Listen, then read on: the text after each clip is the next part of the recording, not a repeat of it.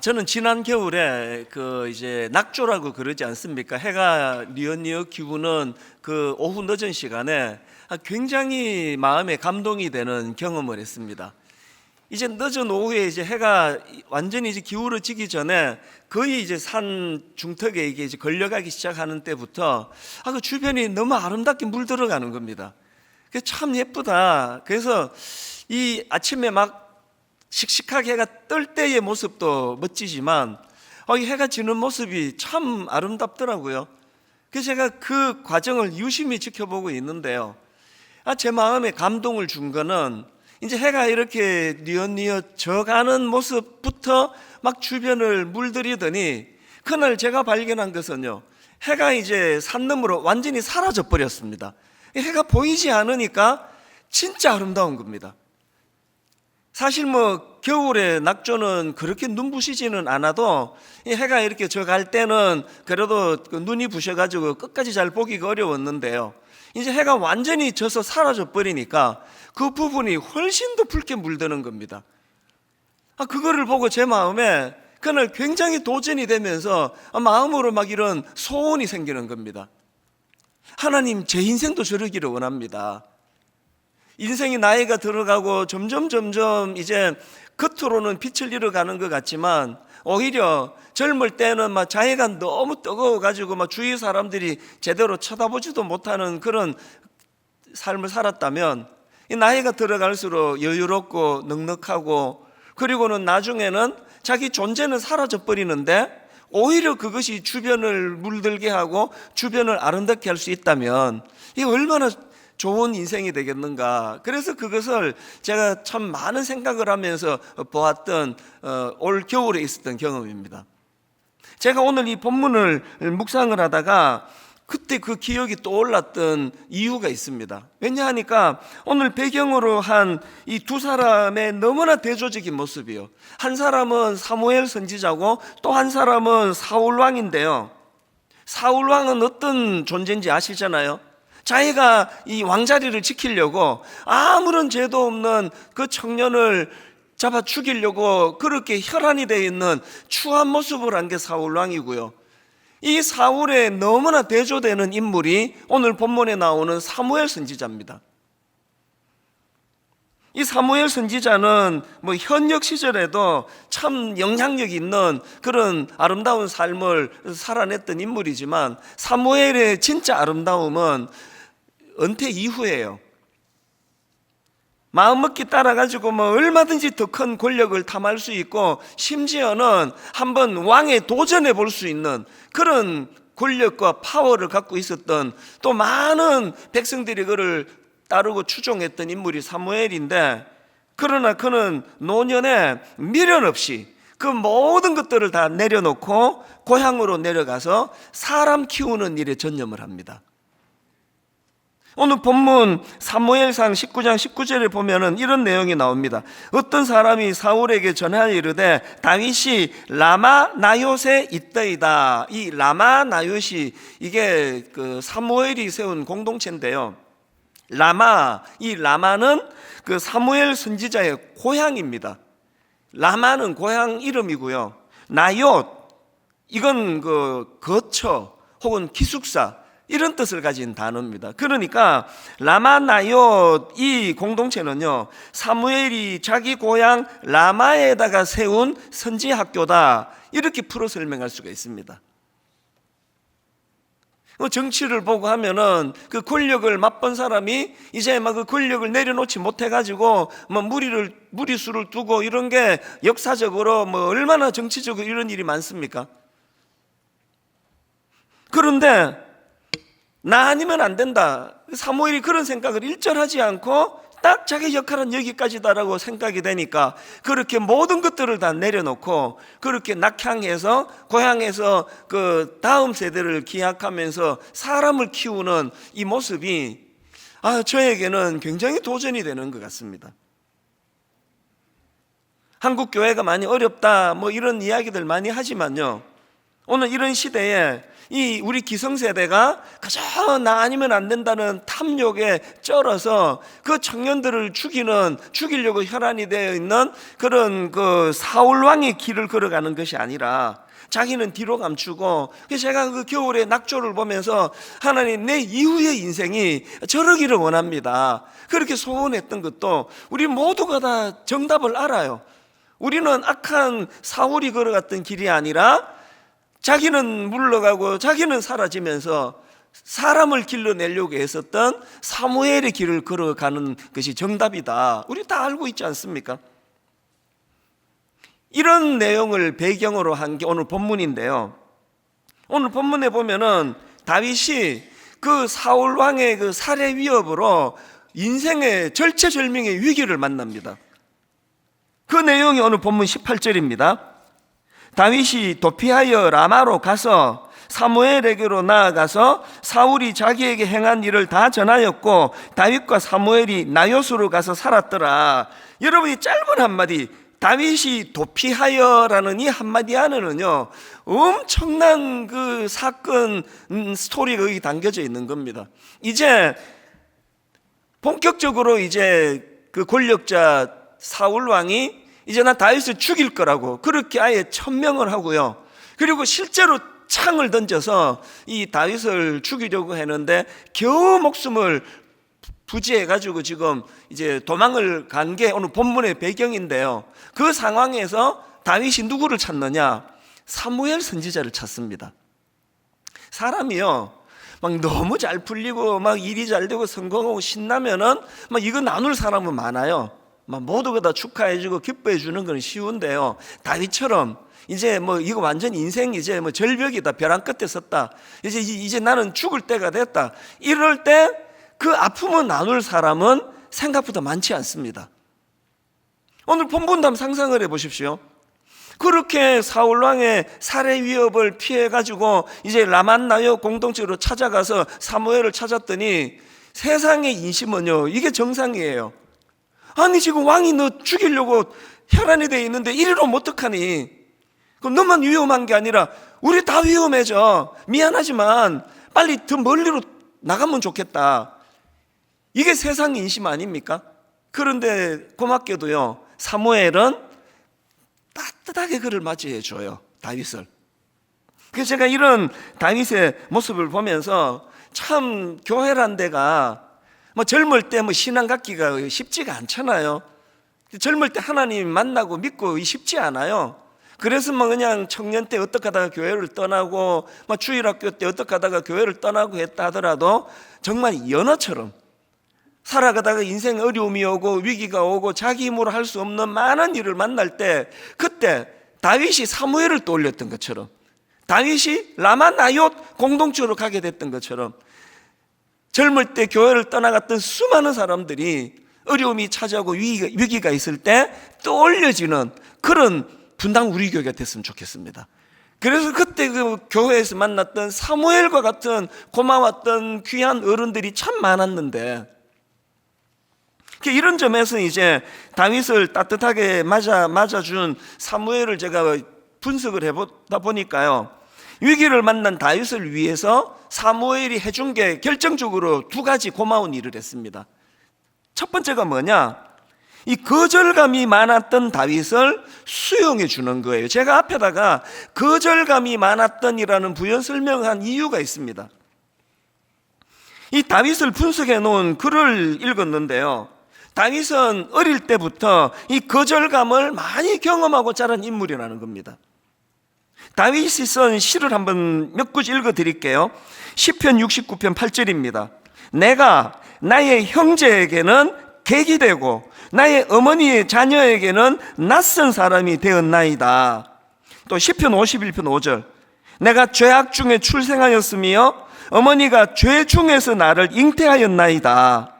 또 시편 139편 15절. 내가 은밀한 데서 지음을 받고 땅의 깊은 곳에서 기이하게 지음을 받은 때에 나의 형체가 주의 앞에 숨겨지지 못하였나이다. 이런 다윗의 그 시편의 내용들을요, 그저 뭐 영적으로 일반론적으로 그렇게 해석할 수도 있지만 이런 구절들을 근거로 해서 다윗의 탄생, 다윗의 출생은 별로 환영받지 못한 그런 어린 시절과 출생이었다, 이렇게 분석을 하는 겁니다. 그런가 하면은 다윗의 가정은 그 한 사람의 인격을 소중히 여기는 그런 분위기의 가정이었다기보다는 그 사람이 가진 기능과 쓸모를 더 중요하게 여기던, 어떤 면에서는 엮이는 가정이었다, 그런 분석도 제가 하는 글을 봤거든요. 여러분 다 아시는 그 사건 아시죠? 선지자 사무엘이 다윗의 아버지 이새의 집을 방문합니다. 하나님의 명을 받들어서 이 이새의 아들 중에서 기름 부어 이스라엘의 왕을 삼기 위하여 이새의 집을 방문하는데, 아버지 이새는 기능만 보는 거예요. 자기가 듬직하게 생각하는 장남 엘리압을 선두로 해가지고 아들들을 쭉 이제 선을 보이는데, 불행하게도 그 아들들 중에는 하나님 마음에 합한 사람이 없습니다. 그래서 사무엘이 이렇게 이야기합니다. 다른 아들은 없습니까? 그때서야 이 아버지 이새가 다윗을 생각해내는 거 아닙니까?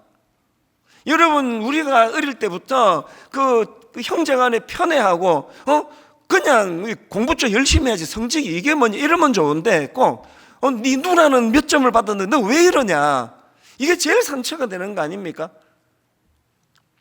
그러다 보니까 다윗은 어릴 때부터 이런 그 편애의 상처, 그래서 이제 이런 그 거절감을 많이 경험을 했는데요. 오늘 본문에서 창을 던져서 죽이려고 그러고 그냥 혈안이 되어 있는 이 다윗에게 있어서 그렇게 자기를 죽이려는 사울 왕이 누굽니까?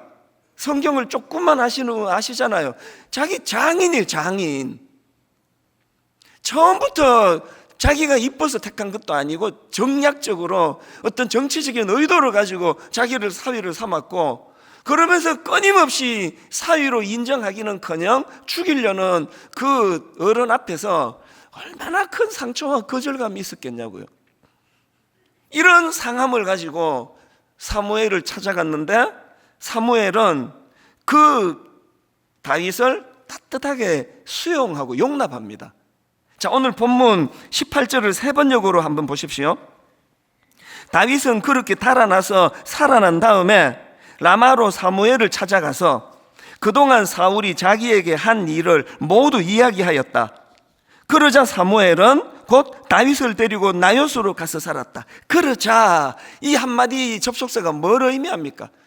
그 상처받은 다윗의 하소연을 잘 들어주고 그 아픔을 수용해 주는 거예요. 지난주에 제가 우리 교회에서 오래 찬양 사역을 했던 목사님의 설교를 우연히 듣게 됐는데요. 참 우리 교회는 부교역자 복이 좀 있잖아요. 좋은 교역자들이 참 많습니다. 그리고 찬양 사역자들도 얼마나 예배에 도움이 되는지 모릅니다. 이 목사님도 오래 그렇게 찬양 사역을 한 분인데요. 이게 설교 중에 이제 엄청나게 부끄러운 간증을 하는 겁니다. 이제 이분이 이제 찬양 사역을 갓 시작했던 그 대학생 때라고 그러네요. 너무나 중요한 어떤 집회에 이제 이 팀이 이제 찬양을 맡게 된 겁니다. 근데 이제 이 목사님이 대학교 다닐 때 이 크리스찬 청년 사이에 이런 게 유행이었대요. 복음성가 하나 부르고 연결해가지고 유행가 부르고, 그래서 자기들끼리 깔깔거리고 웃고 이런 게 이제 굉장히 유행이던 때에 아마 이 목사님도 좀 그렇게 좀 놀았나 보죠. 너무나 중요한 이제 이 선교사님이 설교하시고요. 이제 콜링, 우리 때는 많이 그랬습니다. 세계가 여러분을 부릅니다. 선교사에게 헌신할 청년 없습니까? 그래서 이제 막 일으켜 세우고, 그러면 막 일어나서 눈물을 흘리면서 콜링하고, 이제 그때 이제 찬양팀이 반주로 이제 그거를 또 분위기를 또 도와주고 그러지 않습니까? 이 선교사님이 이렇게 콜링하고, 그리고는 이제 내려가시고, 이 목사님이 이제 대학생 때 인도하는 그 찬양팀이 나와서 이제 찬양을 하는데, 이 목사님이 그 선곡한 게 이 찬양입니다. 사막에 샘이 넘쳐 흐르리라, 사막에 꽃이 피어 향내 내리라. 이제 막 열정적으로 이 찬양을 이제 선곡했는데요. 이 목사님이 이제 실수를 한 거예요. 이 찬양 이렇게 불렀답니다. 사막에 사막에 샘이 넘쳐 흐르리라. 사막에 꽃이 피어 향내 내리라. 그 누가 아무리 자기네 땅이라고 우겨도. 이 대학생 인도자가 경험도 없는데 뭐 어쩌다가 그랬는지 저는 몰라요. 갑자기 전혀 안 맞는 독도는 우리 땅, 이 찬양이 연결해서 툭 나온 거예요. 이게요, 경험도 없는데 갑자기 막 사람도 웃고 막 이러면은요, 머리가 하얘져요. 저는 요즘도 그런 악몽을 꿔요. 앞에서 뭐 한번 이렇게 버벅거렸는데 그 다음에는 맥이 안 잡혀가지고 막 우왕좌왕 이렇게 하는 경우들이 신학교 다니고 이럴 때, 초보 때는 그럴 때가 있거든요. 이 목사님이 너무 당황이 돼서 보니까요, 막 울면서 결단해서 선 사람들도 다 웃고요, 막 키득키득거리고 뭐 그렇게 이제 그 예배가 끝나고 막 반주하는 팀 다 도망가고요. 이 수습이 안 되는 거예요. 이 사람이요, 실수할 거리가 있고 그 범위가 있잖아요. 이거 범위를 넘은 거예요. 아니 지금 심각하고 진지한 그 자리에서, 그래서 이제 이 목사님은 어쨌겠냐고요. 그런데 그날 너무나 감동적인 일이 일어난 겁니다. 그래서 이제 그냥 쥐구멍이라도 찾을 것 같이 그렇게 힘든 마음을 가지고 그 담당 목사님을 찾아갔더니요, 목사님이 뭐라고 하는, 농담으로 이걸 이렇게 받는 겁니다. 아니 하나님이 도대체 얼마나 크게 쓰시려고 사고를 쳐도 이렇게 크게 치냐? 앞으로 뭐 크게 될 거야. 그런데요, 그 설교에서 이 간증을 하면서 그 목사님이 이런 이야기를 하는 겁니다. 저는 누군가의 용납의 열매입니다. 와, 이게 굉장히 감동이 됐어요. 그리고 제가 그 목사님 알면 사과라도 한 박스 보내드리고 싶더라고요. 이 찬양 인도자 목사님이요, 저는 누군가의 용납의 열매입니다, 그렇게 고백을 할 때 이 목사님의 용납의 열매를 분당 우리 교회가 얼마나 오랫동안 누리고 있었느냐고요. 사무엘 25장에 보면은 사무엘이 이제 죽습니다. 그런데 저는 그 과정을 담은 구절에서 굉장히 마음에 도전이 되는 한 부분을 찾았는데요, 사무엘상 25장 1절입니다. 사무엘이 죽음에 온 이스라엘 무리가 모여 그를 두고 슬피 울며 라마 그의 집에서 그를 장사한지라. 그 다음 보세요. 다윗이 일어나 바란 광야로 내려가니라. 여러분, 사무엘이 죽자마자 다윗은 그가 머물던 라마를 떠나요. 뭘 의미합니까? 사무엘이 없는 라마는 다윗에게 아무 의미가 없는 곳이라는 겁니다. 도전이 되더라고요. 분당 우리 교회가 막 엄청나게 화려한 건물과 드림센터가 잘 만들어지고 막 이 교회 가면은 여러 가지 시설이 좋아서 청년들 눈길을 끄는 게 아니라 거기에는 사무엘이 있었기 때문에, 학교를 빌려 쓰고 여러 가지 불편하지만 분당 우리 교회를 내가 떠날 수 없는 건 여기에 너무 귀한 어른들이 계시고 사무엘과 같은 그런 좋은 분들이 너무 계시기 때문에. 이게 사무엘이 위기를 만난 다윗에게 해준, 수용해주는 큰 일을 했던 거고요. 그런가 하면 두 번째로 사무엘이 위기를 만난 다윗을 위하여 해준 귀한 게 뭐냐? 라마나역 공동체를 경험하게 해줬다는 겁니다. 여러분, 그냥 한번 등 두드려 주는 일도 귀한 일이에요. 얼마나 힘들었니? 눈물 닦아주고 크리넥스 뽑아서 전해주고 힘내라, 이것도 귀한 일이지만 더 중요한 것은요, 이렇게 사람에게 상처받고 어른에게 상처받은 다윗을 위하여 라마나옳 공동체를 맛보게 했다는 겁니다. 저는 이 말씀을 묵상하면서 본문 18절 한 번만 더 읽어드릴게요. 다윗이 도피하여 라마로 가서 사무엘에게로 나아가서 사울이 자기에게 행한 일을 다 전하였고 다윗과 사무엘이 나요스로 가서 살았더라. 지난주에 우리는 매듭짓기와 새로운 임무, 이런 설교를 가지고 이제 1만 수도 파송 운동을 매듭짓기로 했습니다. 저도 하나님께 날마다 기도합니다. 하나님, 제가 더 이상 29교회에 관여하고 간섭하고 밤나라 대추나라 일절하지 않기를 원합니다. 이제 떠나보내기를 원합니다. 이제 그 29교회는 분당 우리 교회랑 상관이 없습니다. 하나님과 그 교회 목사님과 성도님들이 그 교회를 인도해 갈 것입니다. 그래서 매듭짓기예요. 그리고는 우리에게 맡겨진 새로운 임무, 그리고 이번 주일이 어린이 주일이란 말입니다. 우리에게 어떤 임무가 있을까요? 주일학교를 살리는 거예요. 대학부 청년부를 살리는 겁니다. 많은 상처받은 거절감의 아픔을 갖고 있는 우리 청년들이, 우리 젊은이들이, 우리 청소년들이, 우리 주일학교 어린아이들이 분당 우리 교회야말로 우리 어른들이 하나님 앞에 기도하여 수고하여 만든 라마나얏 공동체가 되기를 원합니다. 이 교회에서 예수 잘 믿는 어른들이 참 많았더라. 이거는 지난주까지 일이에요. 이제 오늘 우리가 모두가 다 겨울철에 낙조가 되기를 원합니다. 이제 우리는 누릴 만큼 누렸지 않습니까?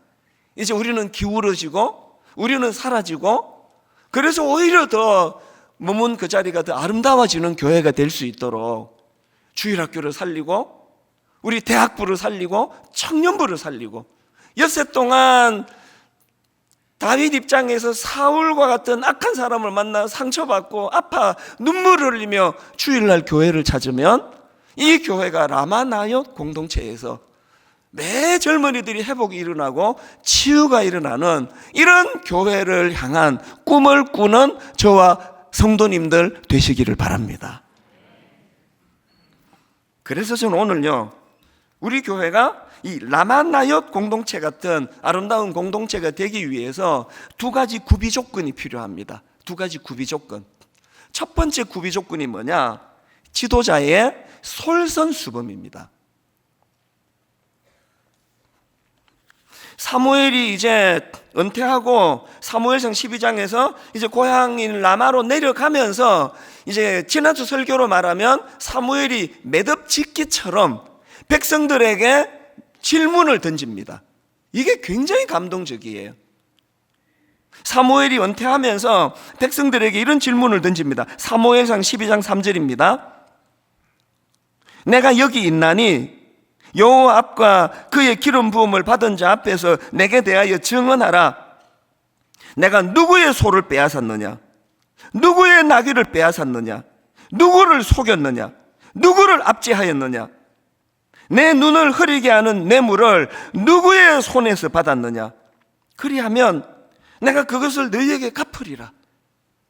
그랬더니요, 그 이야기를 들었던 백성들이 막 합창하듯이 이렇게 다들 이렇게 선포하는 겁니다. 4절입니다.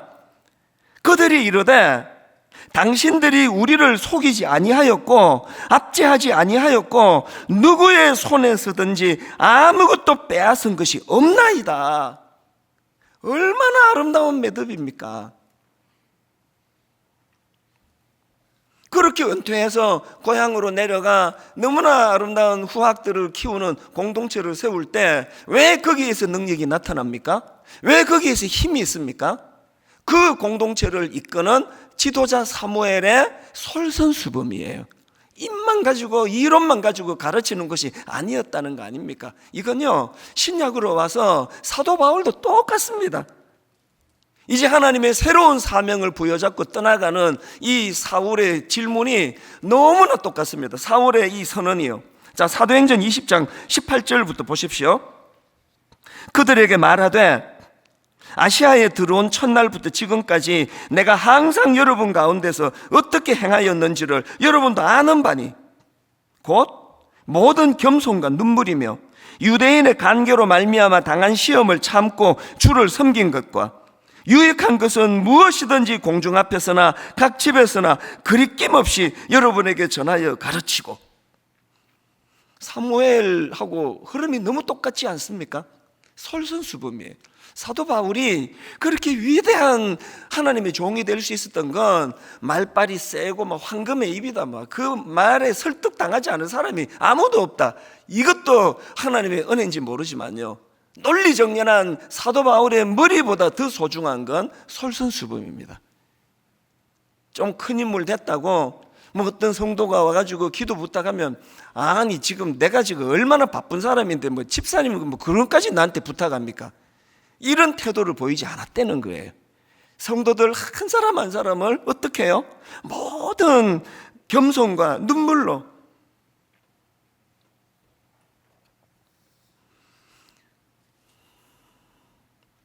이 지도자의 중요성이 얼마나 성경이 강조하는 내용인지 다 아시잖아요. 지난주 여러분 그 요단강을 건너던 이스라엘 백성들의 과정에서 하나님의 명령이 뭐였습니까? 그리고 그것을 수행하는 과정을 보십시오.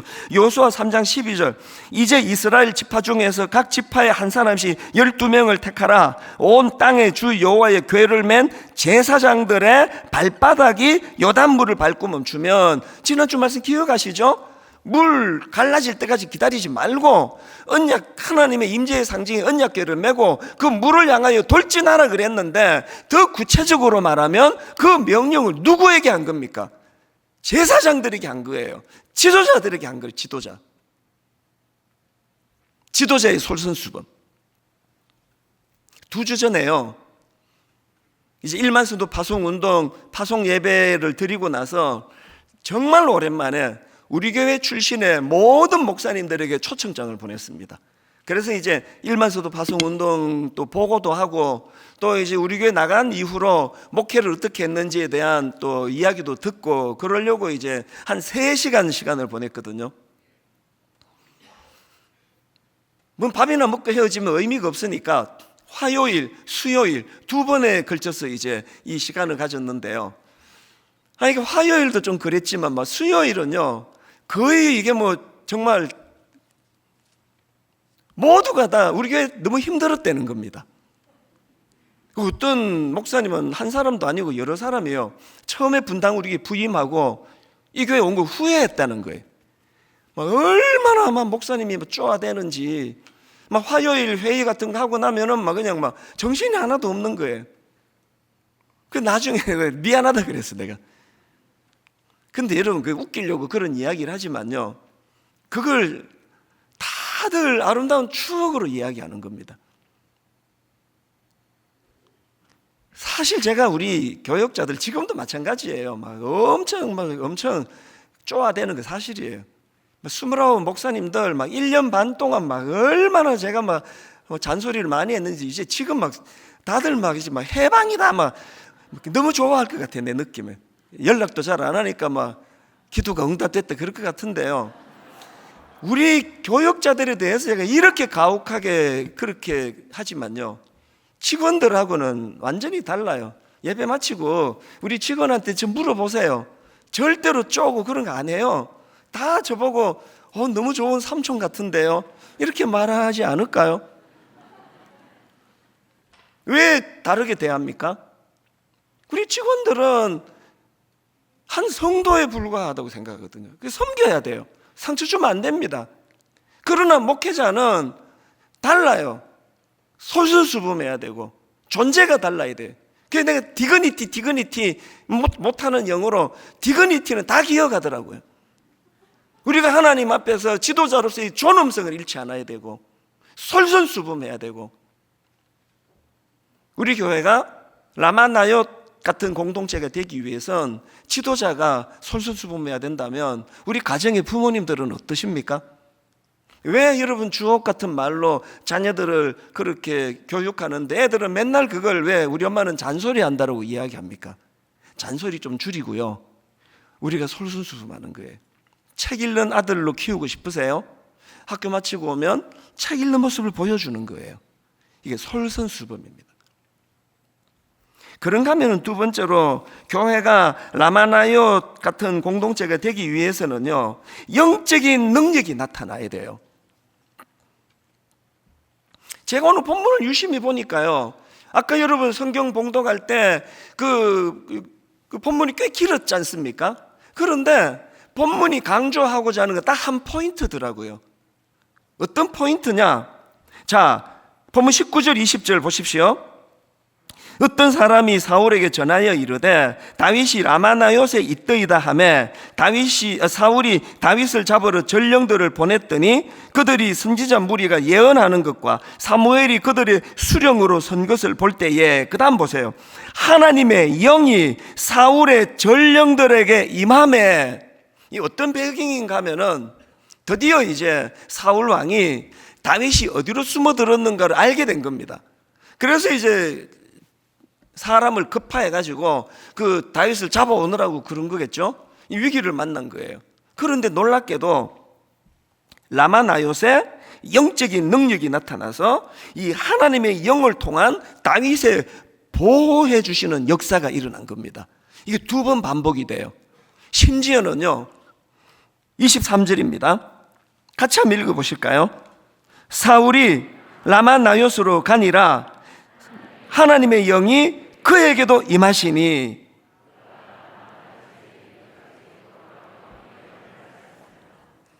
사울이 다윗을 잡으러 가는데 하나님의 영이 그에게도 임하시니, 지금 하나님의 영적인 능력이 나타나서 하나님의 영을 통한 다윗의 보호하심의 역사가 계속 일어나고 있다는 겁니다. 이 본문의 그 라마나요 공동체의 특징하고 너무나 대비가 되는 구절을 제가 하나 발견했는데요. 사무엘상 19장 9절입니다. 사울이 손에 단창을 가지고 그의 집에 앉았을 때에, 그 다음 보세요. 여호와께서 부리시는 악령이 사울에게 접하였으므로. 사울의 악함과 라마나요 공동체 사람들의 선함은 그들의 좋은 성품도 물론 있었겠지만 하나님의 일하심이었습니다. 역사하심. 여러분 다 아시지만요, 사도행전에 나오는 초대교회 지도자들은 그렇게 유능한 사람들이 아니었습니다. 먼저 배운 게 많이 없고요, 뭐 고기 잡고 뭐 이러는데 뭐 학문에 관심을 가질 필요가 없지 않습니까? 그리고 또 여러분 다 아시지만 예수님 십자가 지실 때 그 직전까지 주님을 부인하고 배신하고 뭐 이랬던 사람들이에요. 그리고 사도행전으로 연결되는데 긴 시간이 흐르지 않은 거 다 아시잖아요. 그렇게 좀 지도자들이 좀 부실했습니다. 근데 사도행전에 나오는 초대교회의 강력한 특징이 뭐냐? 사도행전 2장 4절입니다. 그들이 다 성령의 충만함을 받고 성령이 말하게 하심을 따라 다른 언어들로 말하기 시작하네. 이게 보니까 두 가지 특징이 있네요. 초대교회가 태동될 때 하나는요 성령의 충만함을 받고예요. 그리고 그 다음에 성령이 말하게 하심을 따라. 한번 생각해 보세요. 그럼 누나 따라해?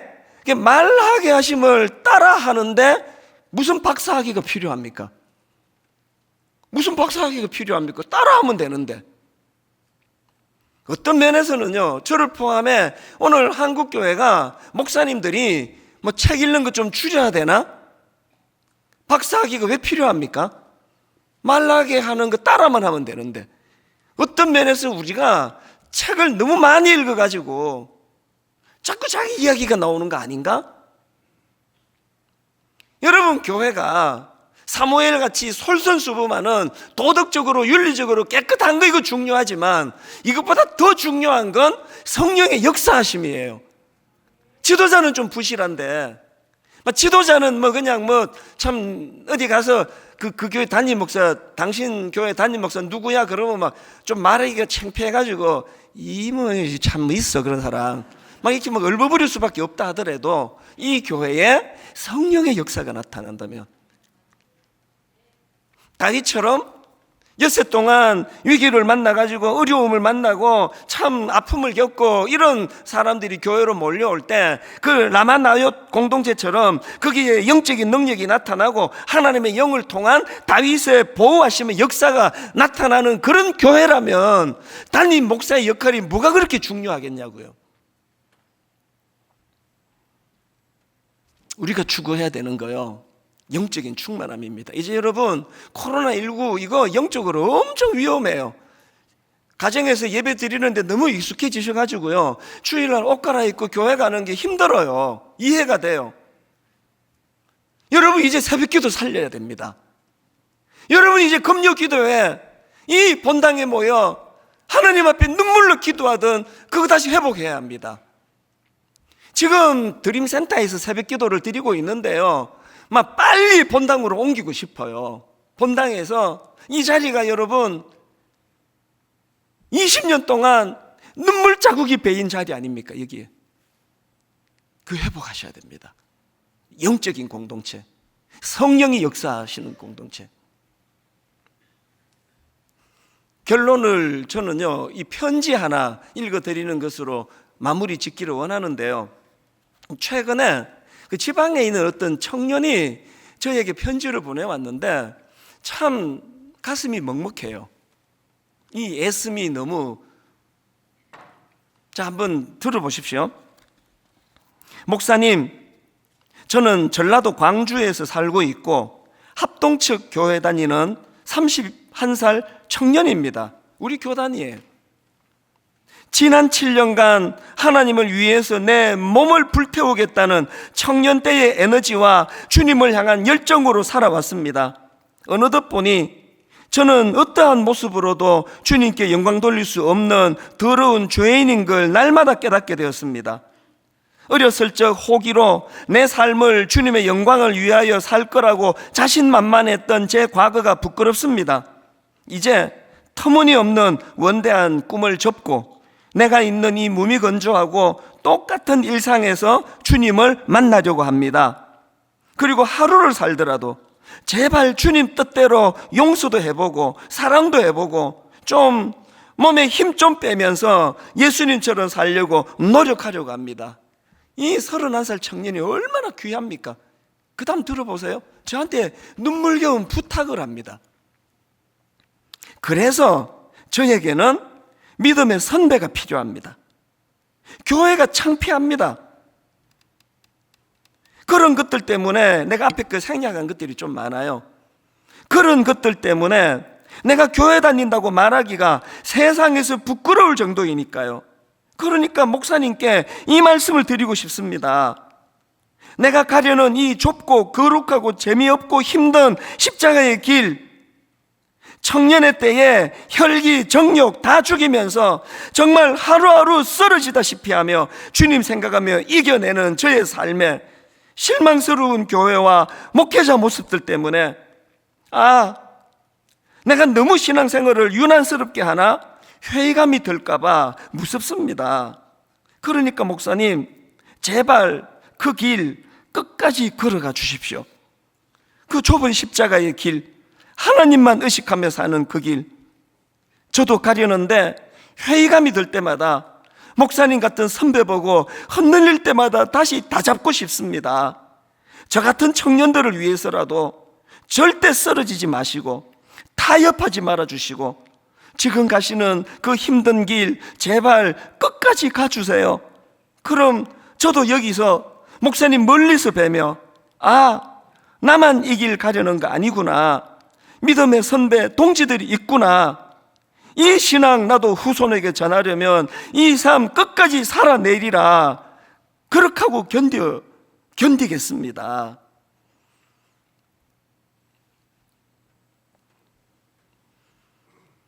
젊은 청년이 이렇게 예수 잘 믿으려고 애를 쓰는데 우리 같은 목사들이 교회가 그게 방해가 된대요.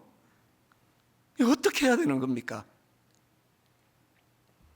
정말 하나님 앞에 엄청난 한여름에 뜨거운 태양 같은 인생 살게 해달라는 기도 더 이상 하지 말고 하나님, 한겨울에 힘이런 낙조가 되기를 원합니다. 더 이상 힘쓰지 않고 기울어버리는 인생이라 할지라도 아버지 종이 그렇게 기울으실 때 주변을 아름답게 물들이는 그런 인생이 되기를 원합니다. 이게 우리 청년을 살리는 길이에요. 분당 우리 교회가 청년들 좀 예수 잘 믿어보겠다고 저렇게 애쓰는 청년들 힘 빠지게 하는 일은 하지 않으려고 애쓰는 것, 이게 우리의 사명이라고 저는 생각을 합니다. 오늘 여러분 이 말씀들을 한번 정리하면서 이 찬양이 너무 눈물겨워요. 교회를 교회되게, 예배를 예배되게, 가사를 생각하시며 여러분 자녀들을 떠올리며 오늘도 다윗처럼 아무 잘못 없이 거절감을 당하고 세상에 나가 사울에게 살해 위협을 당하는 그 청년들에게 용기를 주고 힘을 보태는 교회가 되기를 원합니다. 기성세대 되기 원합니다.